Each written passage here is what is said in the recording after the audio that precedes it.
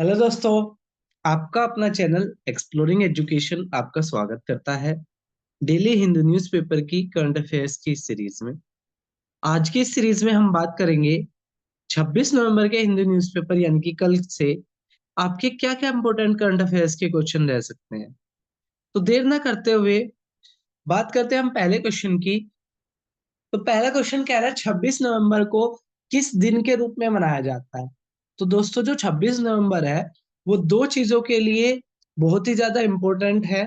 पहला तो ये कि 26 नवंबर 1949 को 26 नवंबर 1949 को हमने अपने संविधान को, हमारा जो संविधान था वो 2 साल 11 महीने और 18 दिन में बनकर तैयार हो गया था।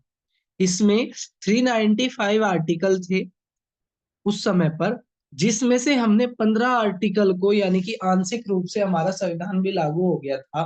वैसे हमने संविधान को लागू किया था 26 जनवरी 1950 को, लेकिन आंशिक रूप से इसके 15 आर्टिकल को हमने 26 नवंबर 1949 को ही लागू कर दिया था।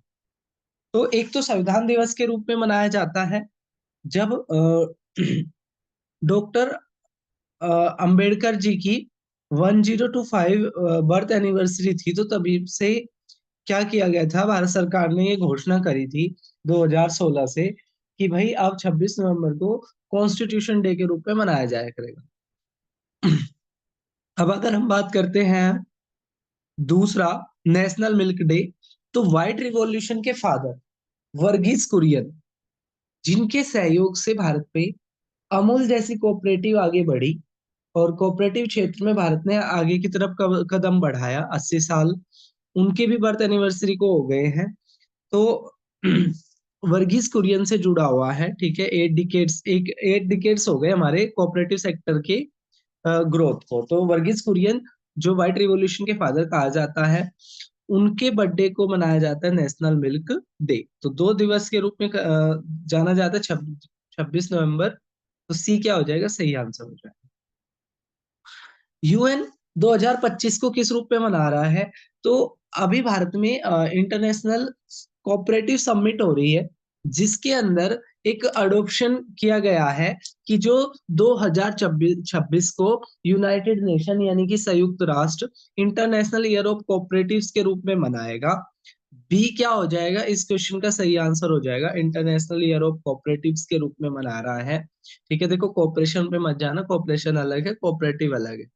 ठीक है, तो इंटरनेशनल ईयर ऑफ कोऑपरेटिव्स के रूप में मना रहा है, जिसमें जो थीम रखी गई है वो रखी गई है सहकार से समृद्धि, यानी कि सहकारिता से समृद्धि आएगी। ठीक है। अब अगर हम बात करें कौन सी बुक ने best book of year award जीत लिया है, एक हमारा स्पोर्ट लिटरेचर अवार्ड। ठीक है, एक हमारा स्पोर्ट लिटरेचर लिटरेचर अवार्ड के अंदर जो बाउंड्री जो लैब है, बाउंड्री लैब नाम की जो बुक है, उसने बेस्ट बुक ऑफ ईयर का अवार्ड जीता है। इसको नंदन कामत ने लिखा है। जो विटनेस जो बुक है, विटनेस साक्षी मलिक के ऊपर लिखी गई है, जिसको जोनाथन सेल्वराज ने लिखा है। तो जो ये विटनेस जो बुक है, इसको ऑटोबायोग्राफी ऑफ द ईयर के रूप में छाटा गया है। I have street I have street R Ashwin और सिद्धार्थ मोंगा ने इस बुक को लिखा है। ठीक है, आर अश्विन और सिद्धार्थ मोंगा ने इस बुक को लिखा है और इसको छाटा गया है।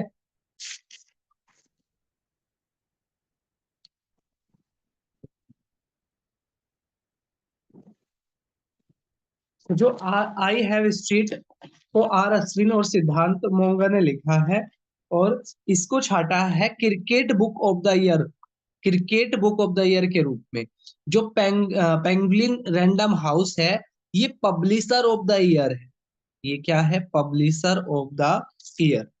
इसके अलावा जो अ मर्डर जिस बुक को लिखा है, अ मर्डरर जिस बुक को लिखा है मयंक नायक ने, ये स्पैंगलिन रैंडम हाउस से ही निकली थी। और जो गली गली जो ट्रेवल है, गली गली ट्रेवल जो है, जिसको आदित्य अय्यर ने लिखा है, तो इसने स्पेशल जूरी अवार्ड जीता है, स्पेशल जूरी अवार्ड जीता है। एक बार हम सारे अवार्ड को एक बार दोबारा से देख लेते हैं। देखो यहाँ पे best book of the year award था एक हमारा स्पोर्ट लिटरेचर के अंदर, जिसमें बाउंड्री लैब नाम की बुक, जिसको नंदन कामत ने लिखा है, वो बेस्ट बुक के रूप में रही है। विटनेस साक्षी मलिक के ऊपर लिखी गई बुक, जिसको जोनाथन सेल्वराज ने लिखा है, वो बेस्ट ऑटोबायोग्राफी रही है। I have street R Ashwin और सिद्धार्थ मोंगा को cricket book of the year के cricket book of the year का अवार्ड मिला है। पेंगुइन रैंडम हाउस को बेस्ट पब्लिकेशन का अवार्ड मिला है। आ मर्डर जो है वो मयंक नायक ने ही छापी है, तो इससे पेंगुइन रैंडम हाउस से ही पब्लिश हुई है मर्डर नाम की बुक। गली गली ट्रेवल जो अवार्ड है, गली गली ट्रेवल जो बुक है आदित्य आयर की, उनको स्पेशल जूरी अवार्ड से सम्मानित किया गया है। नेक्स्ट कह रहा है एक बुक है वुमेन ऑफ सब्सटेंसेस, बहुत अच्छी बुक है, जिसकी लेखिका है बारबरा टेलर, जिनकी क्या हो गई है, डेथ हो गई है। तो अ वुमेन ऑफ सब्सटेंसेस पूछे तो बारबरा टेलर की ये बुक है। One nation one subscription Bharat सरकार ने एक स्कीम लॉन्च करी है। पैसा है 6,000 करोड़ रिलीज किया भारत सरकार ने इसके लिए, 2025 से लेकर 27 तक ये रहेगी। और ये जुड़ा हुआ है कि जो भी जर्नलिज्म से जुड़े हुए जो स्टूडेंट्स हैं, उनको सारा कलेक्शन एक ही जगह पर मिल जाए। तो एक्सेस टू जर्नल के लिए भारत सरकार ने एक स्कीम लॉन्च करी है, नाम है one nation one subscription. One nation one subscription. Next question की तरफ पढ़े। नेक्स्ट क्वेश्चन कह रहा है अटल मिशन। अटल मिशन जिसकी इंप्लीमेंटिंग एजेंसी नीति आयोग है, national institution of transforming India, जो आपकी 1 जनवरी 2015 को जो बनी थी, और प्रधानमंत्री इसके चेयरपर्सन होते हैं नीति आयोग के। इसके लिए जो जो इसका जो टाइम पीरियड रहेगा वो मार्च 31 2028 तक रहेगा, और ये भारत की ग्लोबल कॉम्पिटिटिवनेस को बढ़ा देगा। तो ये अटल मिशन का 2.0 वर्जन है। नेक्स्ट अगर हम बात करें तो कह रहा है, देखो, एक होता है कॉर्पोरेट सोशल रेस्पॉन्सिबिलिटी, यानी कि जो भी जो भी कंपनी पिछले 3 साल से, ठीक है, बहुत ज्यादा पैसे कमा रही है, तो उनको क्या करना होता है, अपनी कमाई का 2% कॉर्पोरेट सोशल रेस्पॉन्सिबिलिटी के रूप में, यानी कि समाज के कल्याण कार्य में उनको अपनी कमाई का 2% लगाना होता है, जिसमें उनके पिछले 3 साल का टर्नओवर देखा जाता है। तो इसी के तहत क्या किया गया है, 100 करोड़ रुपए, ठीक है। जो अडानी एंटरप्राइजेस है, वो तेलंगाना के अंदर एक यूनिवर्सिटी के फॉर्मेशन में 100 करोड़ रुपए की डोनेशन दे रहा था, ठीक है। जिसको क्या किया गया है, जिसको वहां की सरकार ने मना कर दिया है, क्योंकि अडानी पर यूएस की तरफ से भी आरोप लग रहे हैं, और बाकी भारत में भी उनके खिलाफ नेगेटिव माहौल बना रहता है। तो जो तेलंगाना की सरकार है, उन्होंने इन आलोचनाओं से बचने के लिए, ठीक है, अडानी ग्रुप से 100 करोड़ लेने के लिए क्या कर दिया, मना कर दिया है।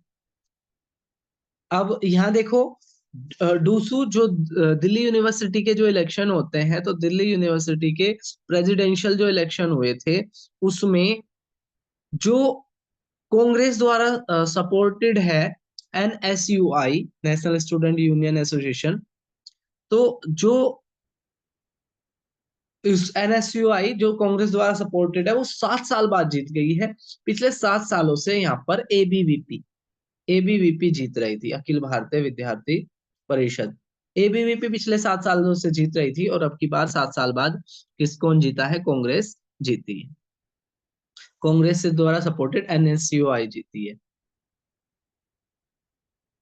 अब नेक्स्ट क्वेश्चन की तरफ बोले बढ़े, तो सेंट्रल गवर्नमेंट ने पैन जो पैन कार्ड होता है, उसको एक कॉमन बिजनेस आइडेंटिटर के रूप में घोषित कर दिया है, और इसके लिए भारत सरकार ने जो पैसे रिलीज करे हैं वो है 1435 करोड़। 1435 करोड़, डी क्या हो जाएगा, सही आंसर हो जाएगा। हिंदू यंग वर्ल्ड क्विज हुई का 23वां जो एडिशन हुआ है, वो कहाँ हुआ है, जयपुर के अंदर हुआ है, ठीक है।